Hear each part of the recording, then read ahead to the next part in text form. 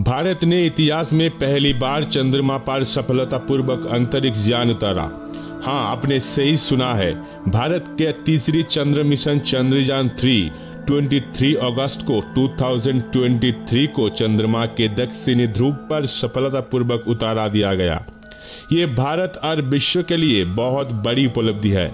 जो काम पूर्व सोवियत यूनियन, अमेरिका और चीन नहीं कर सके वो भारत ने करके दिखाया है और इस वजह से पाकिस्तान, चीन और दुनिया के सारे लोगों का नींद उड़ चुका है। चंद्रयान 3 के लैंडिंग पर पाकिस्तानी लोगों की प्रतिक्रियाएं ज्यादातर हास्यकर थे।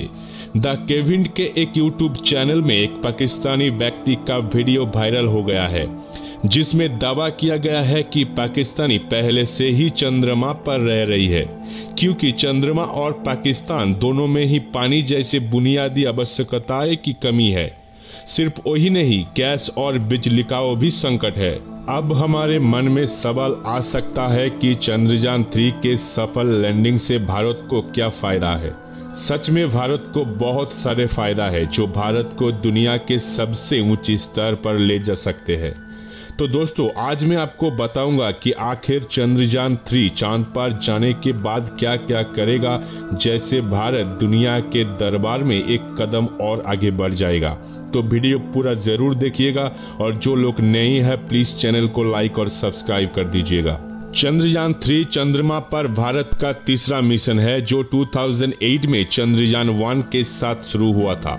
चंद्रयान 1 चंद्रमा तक पहुंचने वाले पहला भारतीय मिशन था और इसने चंद्रमा के सतह पर पानी के अणुओं का उपस्थिति की खोज की। 2019 में लॉन्च किए गए चंद्रयान 2 को चंद्रमा पर एक रोवर उतारना था, लेकिन दुर्भाग्य से टचडाउन के दौरान दुर्घटनाग्रस्त हो गए। हालांकि इसके ऑर्बिटर अभी भी कक्षा में है और चंद्रमा का अध्ययन कर रहा है। चंद्रयान 3 को 14 जुलाई 2023 को दक्षिण भारत की सतीश धवन अंतरिक्ष केंद्र से लॉन्च किया गया था। इसमें एक प्रॉपुलेशन मॉडल, एक लैंडर और 7 वैज्ञानिक उपकरण ले जाने वाला एक रोवर शामिल था। अंतरिक्ष यान का वजन था 3900 किलोग्राम और मिशन की लागत था $75 मिलियन, जो 615 करोड़ रुपए के बराबर है। लगभग 10 दिनों तक पृथ्वी के परिक्रमा करने के बाद इसे ट्रांसलूनर कक्षा में भेजा गया और फिर 19 अगस्त को चंद्र कक्षा में प्रवेश करवाया गया। कुछ प्रोसेस के बाद प्रॉपुलेशन मॉडल कक्षा में रहते हुए लैंडर से अलग हो गया। फिर 23 अगस्त सुबह लगभग 6 बजे चंद्रमा के दक्षिणी ध्रुवीय क्षेत्र पर लैंडिंग को अंजाम दिया गया। लैंडिंग उन लाखों लोगों के लिए रोमांचकारी थे जिन्होंने इसे ऑनलाइन या टीवी पर लाइव देखा। चंद्रयान 3 का लैंडिंग इतनी महत्वपूर्ण क्यों था? इसके पीछे कई कारण है।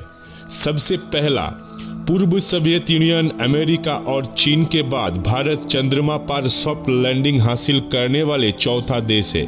ये चंद्रमा के दक्षिणी ध्रुव पर उतारने वाला पहला देश है जो वैज्ञानिक खोजों और संसाधनों के संभावनाओं वाले एक अज्ञात क्षेत्र है जहां पे सारे मूल्यवान संपद मिलने का चांसेस ज्यादा है।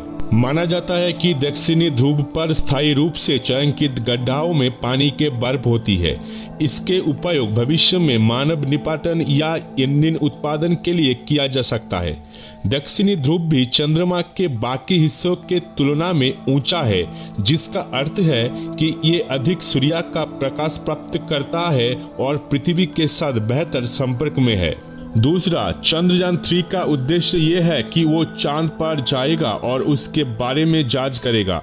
लैंडर भूमिकंपीय कंपन, चांद की हरकतें, बिजली, गर्मी, मौलिक संरचना, आकार और पृथ्वी के रंग के बारे में जानेगा। रोवर मिट्टी के नमूनों का विश्लेषण करेगा और पिक्चर और डेटा को ऑर्बिटर के माध्यम से पृथ्वी पर वापस भेजेगा। लैंडर और रोवर का मिशन जीवन एक चंद्र दिवस होगा जो पृथ्वी पर 14 दिनों के बराबर होगा। तीसरा, चंद्रयान 3 चंद्रमा के उत्पत्ति और विकास के बारे में हमारे समझ में योगदान देगा और भविष्य के अंतरिक्ष अन्वेषण कार्यक्रम का मार्ग प्रशस्त करेगा। इन मिशन से मिले जानकारी हमें चंद्रमा और उससे आगे की मानव मिशन के लिए तैयार होने में मदद करेगा। अमेरिका अपने आर्टेमिस कार्यक्रम के हिस्से के रूप में 2025 तक चंद्रमा के दक्षिणी ध्रुव पर अंतरिक्ष यात्रियों को भेजने की योजना बना रहा है। जापान, रूस और चीन जैसे अन्य देश भी इस क्षेत्र के खोज में लगातार काम कर रहा है। तो आप देख सकते हैं कि चंद्रयान 3 भारत और पूरी मानवता के लिए कितना महत्वपूर्ण है। चंद्रयान 3 के सफल लैंडिंग भारत को बहुत आगे ले जाएगा और भारतीय होने के नाते हम सभी ये कहते हुए गर्व महसूस कर सकते हैं कि हम भी चुनौतियों और विफलता को दूर कर सकते हैं और नवाचार और अन्वेषण के नई ऊंचाइयों तक पहुंच सकते हैं। तो दोस्तों, आपका क्या राय है, प्लीज़ मुझे कमेंट करके ज़रूर बताएं। और अगर आपको ये वीडियो पसंद आए तो कृपा करके लाइक और शेयर जरूर कीजिएगा। जय हिंद, जय भारत। मिलते हैं अगले वीडियो में।